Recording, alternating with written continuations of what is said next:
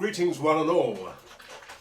I'm raising my voice a bit, I'll tell you why, because I've set the camera mic flat so it doesn't do its compensation thing. So I have to make sure that everything's right for when I start doing this, that it doesn't overload the camera, which means my speaking acoustically might be a bit quiet. Now, I'm here at the BRIT School, thanks very much BRIT, with all the gear and ting. I've been looking because I'm sure somebody asked me to compare the Sennheiser e965 with the e945. Am I going to be able to remember that? e965, e945. Oh, okay, but I can't find the comment. That seems to happen a lot. I'd find that with emails as well. I think it must be me. I'm sure it must be there. Just can't find it. Anyway, why not? And I've got this opportunity now. What I've done then is I've set them both up. I've matched them up as best I can in terms of the gain, going into the Focusrite Scarlett here at BRIT. The Scarlett goes into, very generously, we have a couple of Genelecs. Have you looked at the price of those?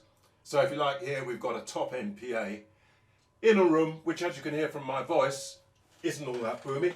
I know what I was going to do. I was going to find you a track so that you can hear what this sounds like, just playing something on... Woo!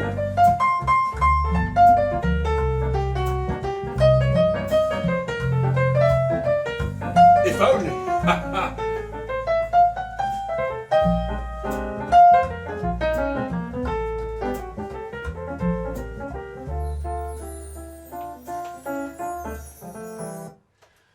So there we go.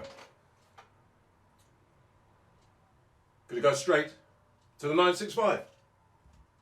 Here I am on the 965. What do I notice? Here I am on the 965. What do I notice? Well, I'm gonna bring it a bit closer.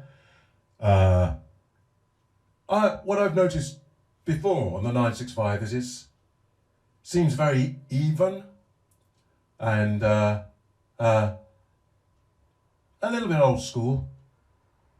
It doesn't have too much of that stuff at the top there. It seems to be, I know we've got the pops and things, that's just the way it is, isn't it? So I'm going to keep it around the side here. So what do I notice here? A little bit, yeah, a little bit of that's the room, or those being a bit close to the window doesn't help.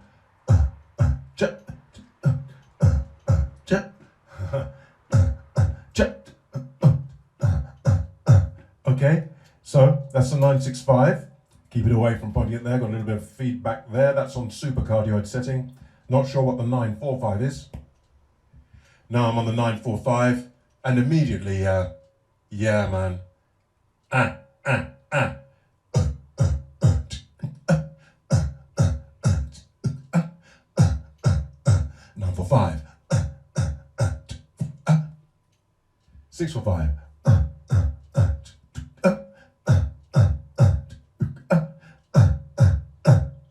Yeah. Okay.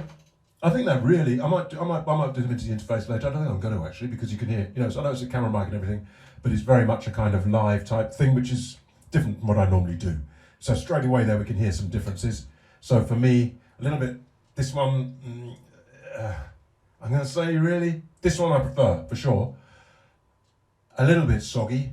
Maybe that's that 1-inch diaphragm. Everybody loves those large diaphragm condensers. I'm thinking soggy.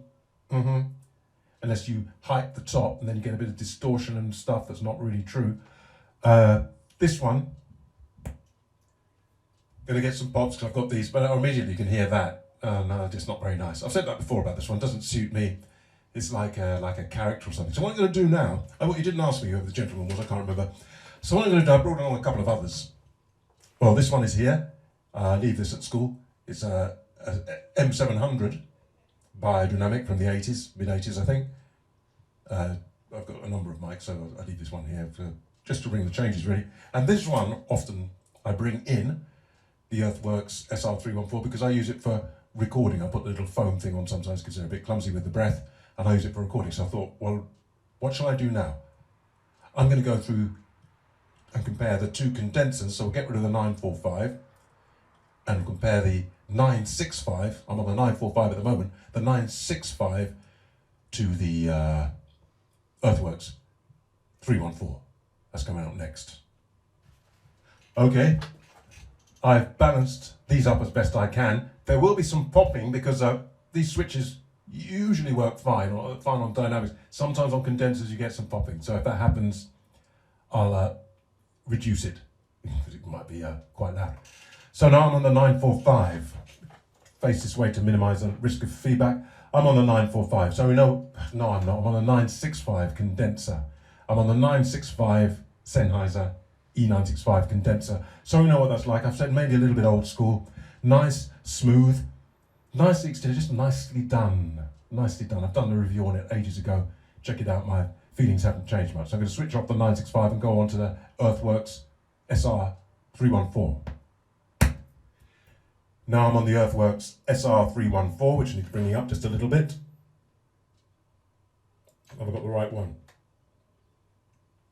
Yes. Now I'm on the Earthworks SR314. What do I notice? I notice I've got to be a little bit careful with the feedback. Round there's a little bit of a ring. What I notice is it seems firmer to me. It seems firmer to me. It seems firmer to me. Switching back. This one doesn't seem so firm. Can you hear? These are good speakers. Check them out. Don't mess.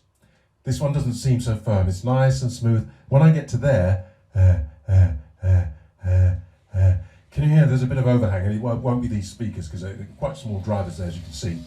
And they're serious. So that overhang is, I believe, is in the mic. So that's the Sennheiser. Now I'm on the Earthworks. Can you hear how much firmer it is? Now you might think it doesn't go so low. It's not that it's not going low. To me, is it hasn't got the bloom. So if I go to my lowest notes, you'll hear they're still there on the Earthworks. I bring it in, of course.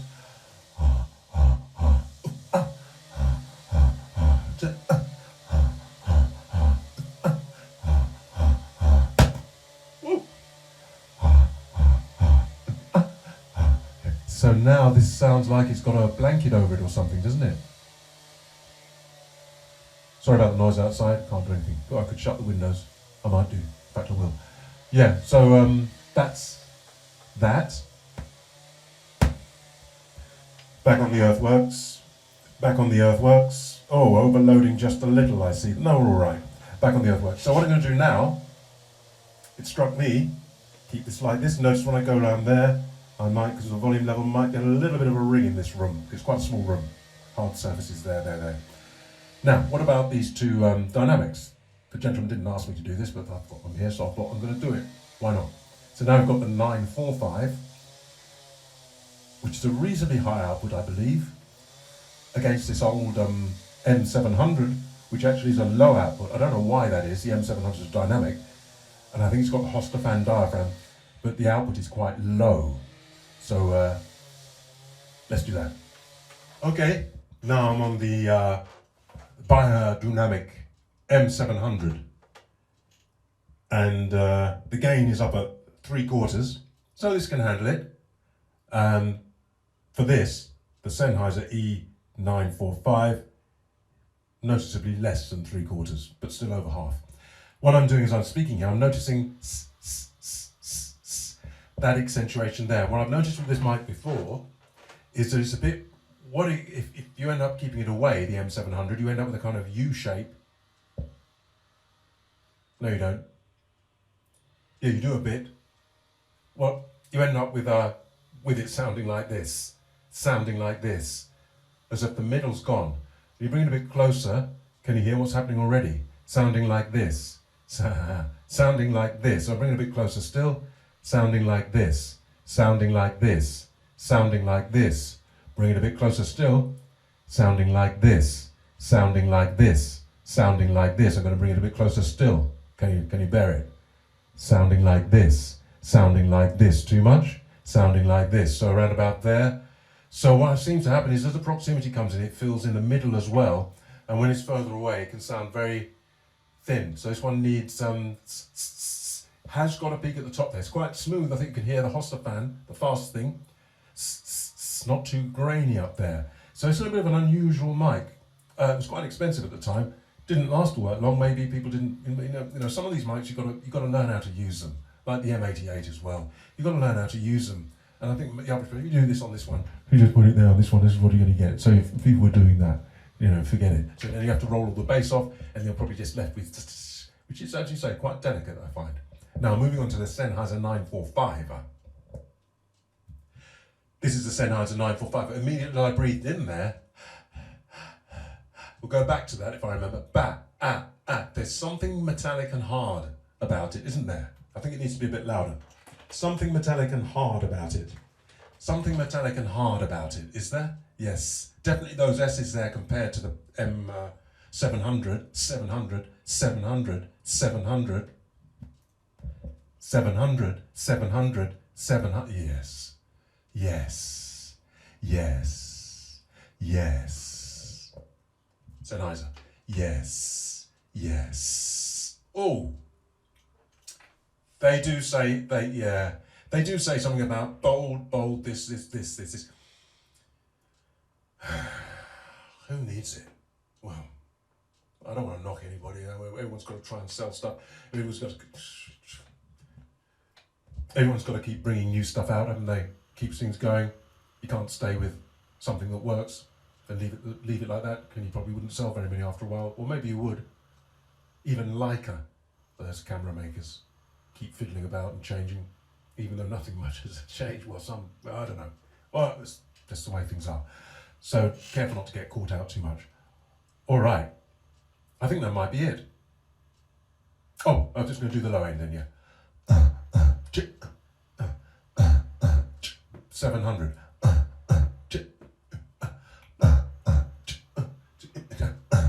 700 Beyerdynamic. Gonna move over just now.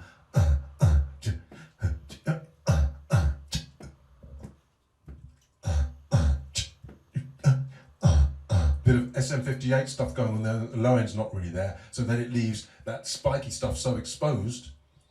This is the Sennheiser 945.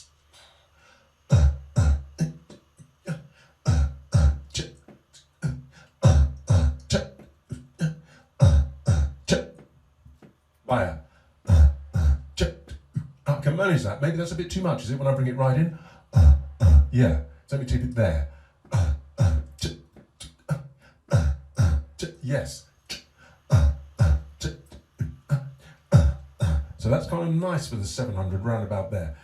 That's it. I'm just going to put the SR314 back in, because for me that's the best of them all.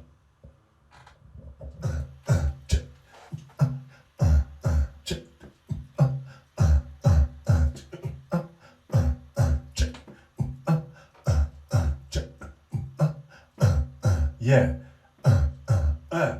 Hey!